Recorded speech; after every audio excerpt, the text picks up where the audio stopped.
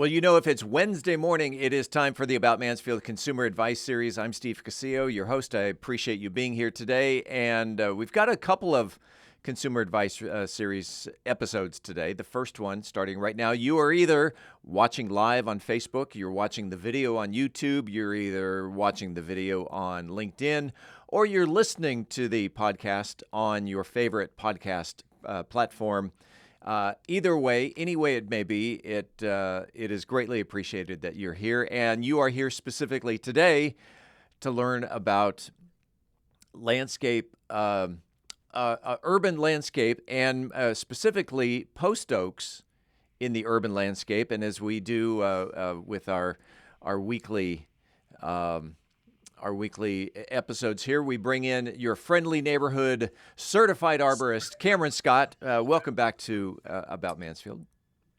Thanks for having me back. And he is broadcasting live from his car again because he's out working people's trees. That's right. Working around South Arlington, 76001, around Sublet Road and Cooper Street. A little bit later, I'll head back north. Today, I wanted to talk about one of the most iconic trees in the United States, and we're talking about the post oak. And I see them all over my neighborhood, which is a beautiful, beautiful tree. Wanted to talk about post oaks, but first of all, wanted to let you're the arborist, the specialist here. What is a post oak, and how can Mansfield residents identify them, say, when they're out on a walk? Yeah, so post oaks are one of our oldest native oaks here in North Texas. They're a keystone species in what's known as the cross timbers region, which is what we're all in right now. They're characterized by large spreading branches, slow growing, a deciduous tree, which means it loses its leaves in the winter time. But it's one of the it's one of the oldest trees around, especially around in Mansfield. They really did well in the old pastures. Excuse me.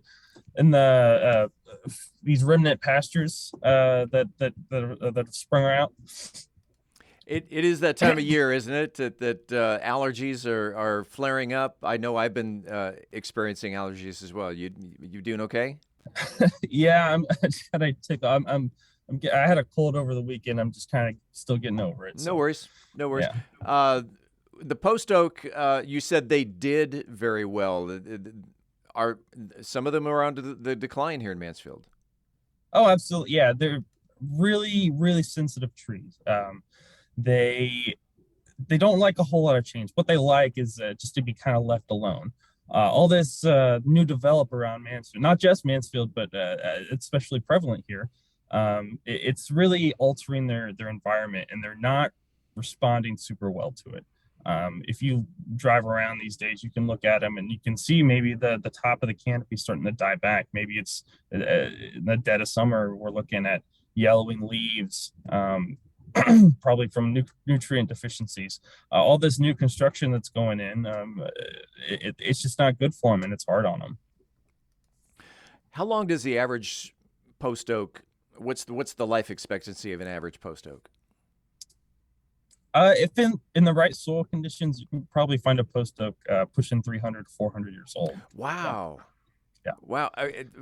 For some reason, when we talked about this just before going live, that I've owned several, I think as many as close to a dozen Bradford pear trees. And so I kind of, my mind has always been in that mindset of a Bradford pear lasts about 30, 35 years. So, yeah.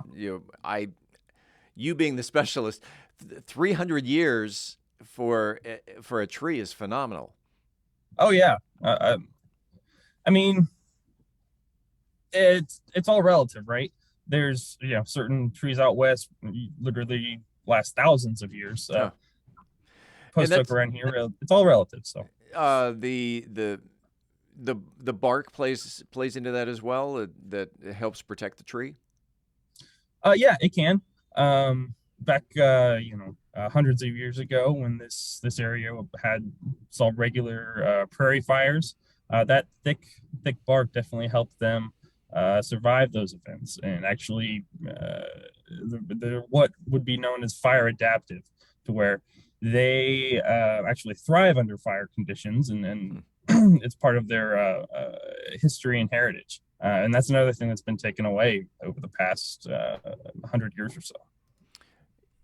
You'd mentioned earlier that post oaks like to be left alone, that they're in a natural environment. They work under their own pest management as well. Then I'm assuming that if a tree can last if they can last 1,000 years, that there's some type of organic pest management going on as well.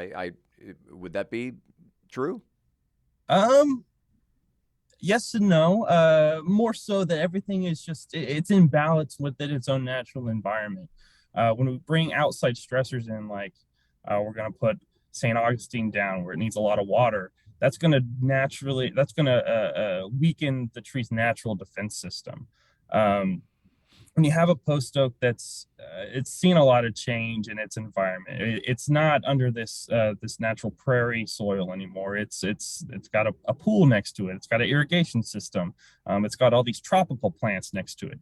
It stresses it out, and that can lead to overall just a slow decline. One thing that post oaks definitely do not like is what's called wet feet, and that's wet soil. So they're a drought tolerant species here in North Texas. Unfortunately, that means they can't really tolerate any sort of excess moisture. So if you're watering for your grass again and again and again, sooner or later, you're probably going to see some root rot symptoms start to manifest on your post oaks. What about planting a new post oak? I've just purchased a plot of land. I'm going to put a house there. I think this post oak would look really cool next to right over here next to the barn or the silo or wherever. How do you start with a new post oak? Well, with an acorn. To be honest, it's probably going to be pretty difficult.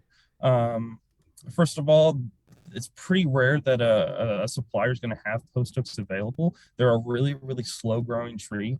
So that makes them not very popular from a kind of a cultural standpoint. Now, if you have your plot of land that already has post oaks there, that's their best regeneration method, is where you have these seedlings that are already establishing in the native prairie soil. When they're very, very small, like smaller than my pinky here, that's when they're easiest to transport and put in their new spot. But again, very, very slow growing, very long time to grow into that beautiful large trophy tree that you see around. Yeah. All right. And then on the other hand, say I've got a post oak on my land and it's doing well. How do I maintain it to keep it doing well? Well, if it's in a kind of what I like to call a managed area, a place that's not a natural prairie or a forest, then definitely get a soil sample sent into a diagnostic lab, see what's going on with it, see if there's any nutrient deficiencies that need to be addressed. And I would put it on a fertilization program where it's fertilized every 6 months, once in the spring and once in the fall.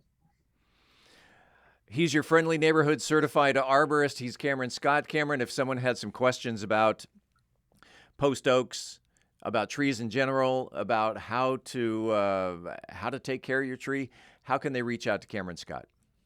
Well, you can send me an email at cscott@bartlett.com or call my office at 817-656-8733. Fair enough. That's excellent information. We'll see you again next week. Yep. On the road, Cameron Scott, thanks for being here. Thanks.